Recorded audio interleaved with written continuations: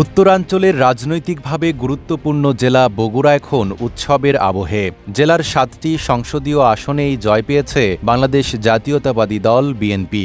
নিজ জেলা থেকে প্রধানমন্ত্রী পেয়ে স্থানীয়দের উচ্ছ্বাস চোখে পড়ার মতো। তারেক রহমান উনি প্রধানমন্ত্রী হওয়াতে ঈদের আনন্দের মতো আমরা আনন্দিত, আমরা আশাবাদী উনি আমাদের এই বগুড়া জেলার জন্য অনেক শুভ কাজ করবেন। বাংলাদেশের সাবেক রাষ্ট্রপতি ও বিএনপির প্রতিষ্ঠাতা জিয়াউর রহমানের জন্মভূমি বগুড়া বরাবরই বিএনপির শক্ত ঘাঁটি হিসেবে পরিচিত। এবারের নির্বাচনে জেলার ৭টি আসনেই বিপুল ভোটে জয় পেয়েছেন দলটির প্রার্থীরা। ১৯৯১ থেকে ২০০৮ সাল পর্যন্ত টানা ৪ দফা বগুড়া ৬ আসনের সংসদ সদস্য ছিলেন বেগম খালেদা জিয়া। স্কিন শুষ্করুক্ষ হয়ে যাবে বলে কি বাইরে যাবে না? জাস্ট 1 2 3 4 করো, স্কিনটাকে রিভাইভ করো। তার উত্তরাধিকার হিসেবে তারেক রহমান প্রধানমন্ত্রী হওয়ায় আবারও জাতীয় নেতৃত্বের কেন্দ্রবিন্দুতে উঠে এসেছে বগুড়া। আমার গর্ব হচ্ছে এরকম যে আমি আজ বগুড়ার প্রধানমন্ত্রী তারেক রহমান হচ্ছে আমি খুব গর্বিত এবং আনন্দিত।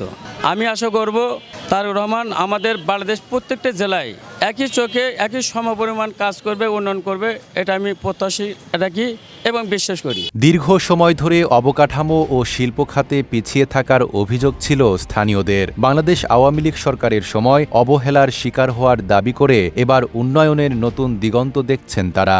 আমরা ইন্টারভিউ যাচ্ছি, এখানে যাচ্ছি, ওখানে যাচ্ছি, যে আমরা একটা বঞ্চনার মধ্যে থাকতেছি যে আমরা বগুড়াবাসী, আমরা এই এলাকার বগুড়া এলাকার বাসিন্দা, তারেক রহমানের এলাকার বাসিন্দা দেখে একটু কম প্রায়োরিটি দেওয়া হতো এবং চাকরি বাকরি যে কোনো বিষয় সবসময় বৈষম্য করা হতো আমাদেরকে।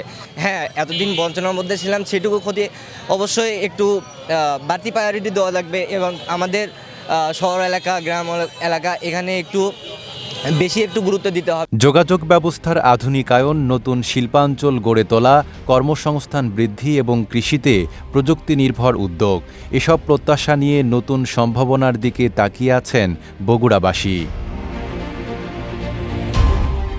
নাইম আরাবী, ঢাকা পোস্ট।